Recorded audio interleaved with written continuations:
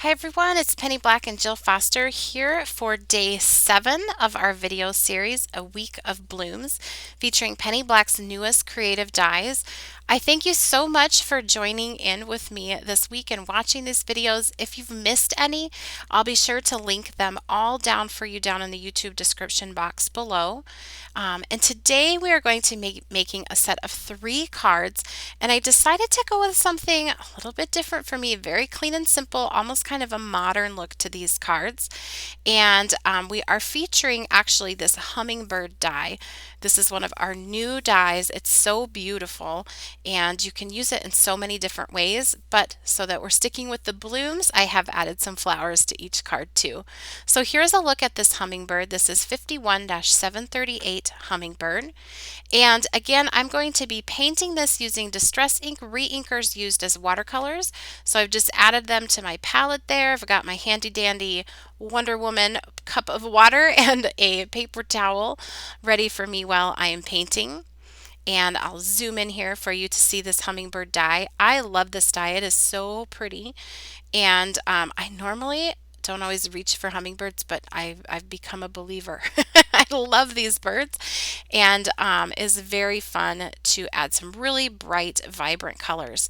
So I did do a Google image search to look for hummingbird colors, and man, there are so many different ways you could paint the hummingbird. So if you are looking to get a lot out of this die, maybe you want to cut it a whole bunch of times and sit down and paint it a lot of different variations, do a Google search of like even image search of like watercolor hummingbird or hummingbird colors, and you will get lots of ideas that you can use with this die. So I love using this Distress Ink Reinkers as watercolors. They're really vibrant, which is nice for the look that I'm going for on this hummingbird. And you can mix and match the colors right there on the paper, or you can do it in your palette. I usually do it just right there on the paper. So you could see I put down that really bright crushed olive green, and then I added some other colors with it. I will have all of the supplies I'm using, including the exact colors of these Distress Ink Reinkers, listed down below in my supply list in the YouTube description box below. And I also will list and link all of the Penny Black supplies I'm using to our online store in case you want to check them out in detail over there. So I did go ahead and die cut 3 of these hummingbirds, and I will paint 2 of them in the bright colors, and then I'm actually going to do one in kind of a grayscale. So I'll let you see this colorful one, and then I'll also take you along with me while I paint this in the grayscale. So it's so fun adding all these different colors. To me, that pink is my favorite part on this. And you can see I'm kind of working in sections when I add in like the different green colors, and then the pinks and the oranges. Those can mix together, so I can put them right next to each other while they're wet. But if I don't want them to mix together, I will either dry my hummingbird piece before I add the next color, or work in sections that are not touching. So for example, that area where the pink and that orange get right up next to the green, I did go ahead and dry the hummingbird before I did the pink and the orange so that they didn't bleed together in that one little section down there by the tail. Tail? Is that what you call it? Tail feathers? You know what I mean, hopefully. So then I'm going to add a little more color up here. And this die has a lot of detail built right in for you, so it makes it very easy to paint, and it also gives you good results even if you aren't typically someone who likes to paint. So I'm almost done with this little guy. Just add a little water here to lighten up a few sections, and then a little bit darker color here onto his beak. Nose, beak, what is it on a hummingbird? You'll have to leave me a comment down below, people who know more about hummingbirds than I do. Now this is my experiment, my little grayscale hummingbird here that I'm adding just some shades of gray on. And the reason I'm doing this is I thought it'd be fun to have the brightly colored hummingbird on a couple of cards where the it is the only colorful thing, the hummingbird. And then I thought it'd be fun to have a card where the flower is the colorful thing and the hummingbird is more of like an accent or a textural part of the card. So this is the gray hummingbird, and you will see that all come together as we continue working on the cards here. But I didn't want it to do in just white. I felt like that would just really fade into the background, a white on white background. So that's why I'm adding just a little bit of gray shading here to this hummingbird. And we'll just keep touching up a few areas. I like to start light and then I can always add more color, but it's really hard if you start too dark to remove the color. So I added the color using layers. It's hard to see here. It's a little bit more obvious once it's on the card.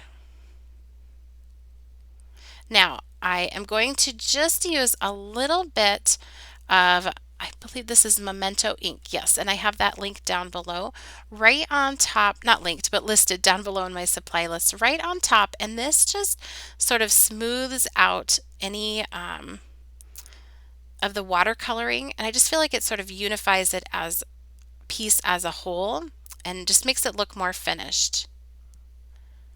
And so I'm just adding that very lightly over the top and then along the edges. And it's not something, it's very subtle, but I think it does make it look a little bit more finished. It's a little more obvious here on the gray because it warms it up a little bit. And of course, these are completely dry before adding this onto the hummingbirds.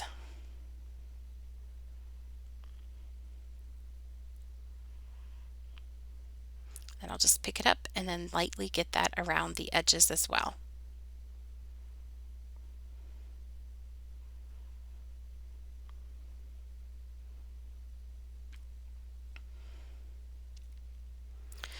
Now I wanted the eye to look a little bit more finished, so I just from my stash cut these tiny little pieces of black cardstock, and I'm just put some glue on the back of the hummingbird around the eye, and then I glued them down, and then I just trim off any part that extended, and I think that just finishes off that eye nicely. You can see that more once it's on the white paper.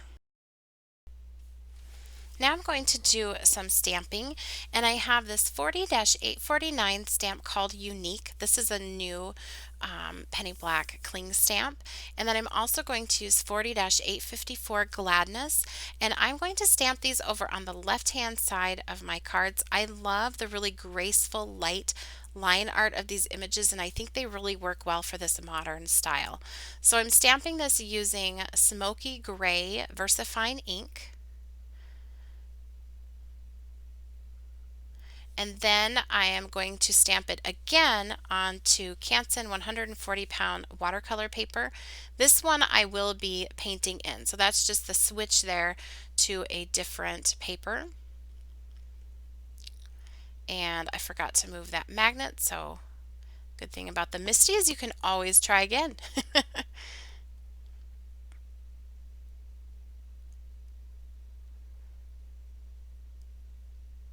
And then I will grab the other stamp and just positioning it there, looking at the hummingbird with that, and we'll stamp that again onto that left hand side.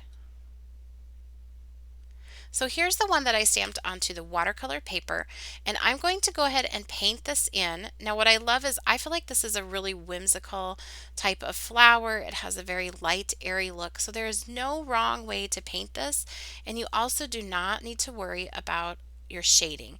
Just put down some colors that you love and let the line art sort of guide the viewer or the card recipient in deciding how it should be shaded. I hope that makes sense, but it just is that you don't have to worry about it, basically, is what I'm saying, is just use some colors that you love. Now what I tried to do is I just used that same palette of colors that I used when I painted in the hummingbird, and so I could sort of tie these together as a set if I wanted to. Also, I really love those colors and think they go well together, and so it was just easy to use them again on the flower. I'm concentrating the pink towards the center of the flower, and then while that is still wet, I am grabbing in that orange and that peachy color and pulling it down towards that pink.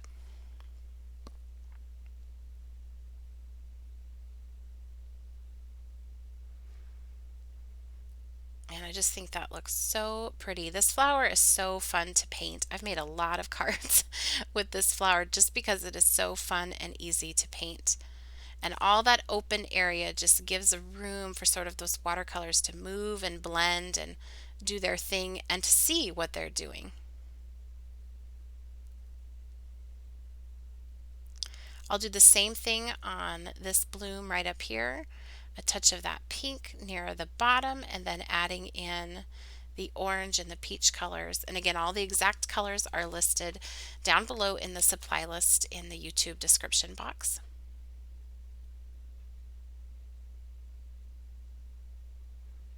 And I can always go back up and build more color. It's hard to take it away, so I like to start light and then add more as I go. This flower will be the same thing, same technique, pink at the bottom, and then mixing that together with the yellows and the oranges. There's one part of this peeking out here, and I'll get that with mostly some pink and just a touch of the orange there.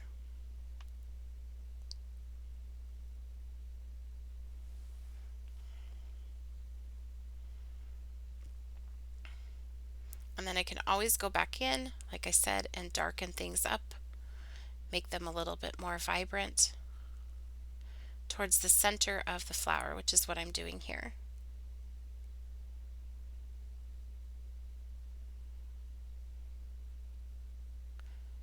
Now when I'm painting, when you see me reach over to the right, I am rinsing off my brush and patting it onto the paper towel. And when you see me reach across or straight up, that is where I am getting more of that Distress Reinker onto my brush. So I do go back and forth between the Reinker and the brush and then rinsing it off and just going back in with water to blend it out, to kind of water it down and get you that lighter color as you go. I'm sticking for the leaves here with those same colors I used on the Hummingbird.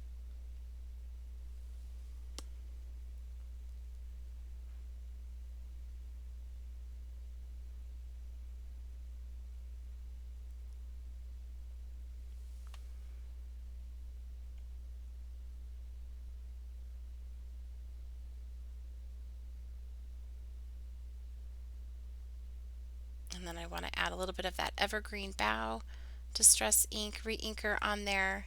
And I love what that does. I feel like that really finished things off nicely. Then go back in with just some water on my brush. Again, I rinse off the brush in my cup of water and dab it on a paper towel before coming back in to do the blending. And then here I will get the center of the flower, and that's where I grabbed that gray that I had used on the other Hummingbird.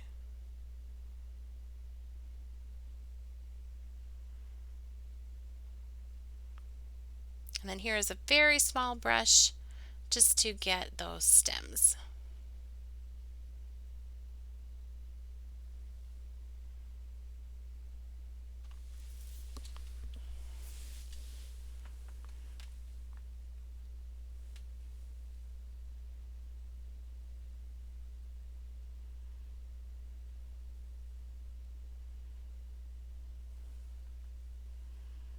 And I darkened up the center there with that same gray, just a little bit more of the Reinker on my brush than water.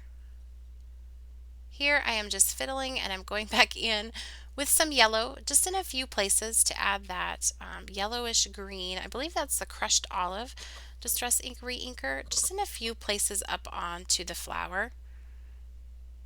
Probably didn't need to do that, but you know, I just get to fiddling sometimes and having fun intensifying some of the colors.